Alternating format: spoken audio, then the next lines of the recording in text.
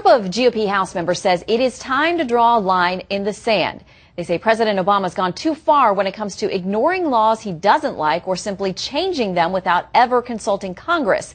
They're backing a House resolution that, if adopted, would authorize a lawsuit against the executive branch. Joining us now, one of the co-sponsors who signed on to the resolution, South Carolina Republican Trey Gowdy. Congressman, good to see you today.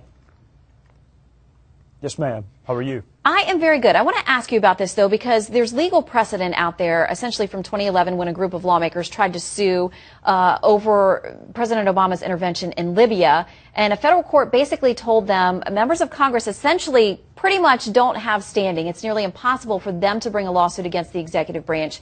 How would this work if it got through the House? Individual members of Congress have a very difficult time asserting legal standing. What Tom Rice, my friend from South Carolina's goal is to try an institutional approach. The case law that says members don't have standing also allows for the institution itself, under a theory of vote nullification, that if the executive is just nullifying the votes of a co-equal branch of government, that we may have standing.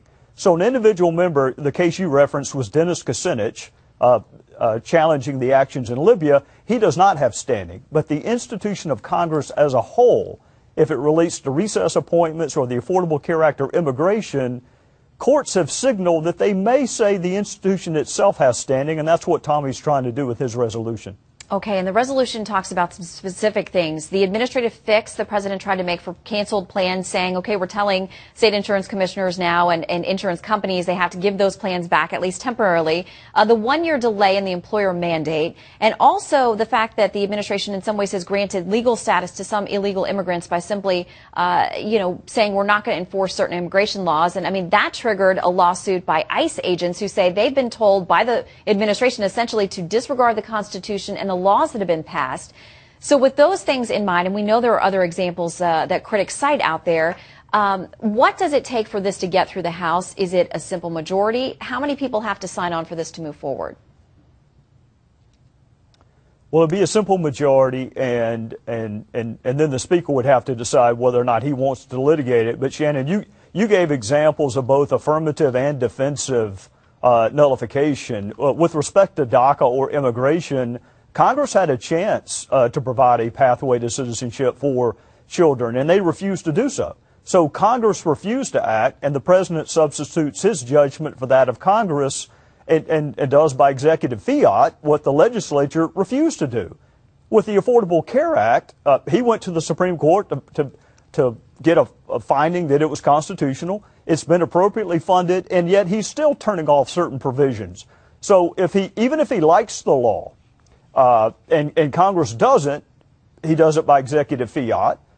If Congress suggests, as we did during the shutdown, a remedy to the employer mandate or the individual mandate, he threatens to veto our action and then goes and does it himself. So at some point, I don't like running to the court. I'd rather use any other remedy other than going to the court. But our other remedies have not worked. And the judicial branch is there for a reason, and in certain circumstances, Congress ought to be able to assert its standing. And I just think the pervasiveness of his ignoring of Congress has reached the point we don't have a choice.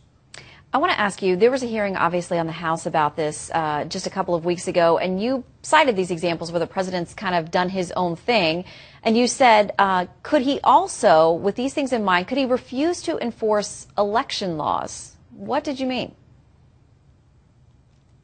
Why not? If you can turn off immigration laws, if you can turn off the mandatory minimums in our drug statutes, if you can turn off the so-called Affordable Care Act, why not election laws? Assume, Shannon, that a statute said you had to provide 2 forms of ID to vote. Can the president require 3 forms of ID? Can the president require 1 form of ID? Can he suspend all requirements that you show ID? And if not, why not? If you can turn off certain categories of law, do you not also have the power to turn off all categories of the law? And frankly, Jonathan Turley, who is no Republican, I might add, and if you watch the hearing, you know he's not a Republican, he agrees with us. It has reached an unprecedented level, and we got to do something about it. All right, Congressman Gowdy, we will keep an eye on this resolution. Thank you. Yes, ma'am. Have a good Sunday. You too.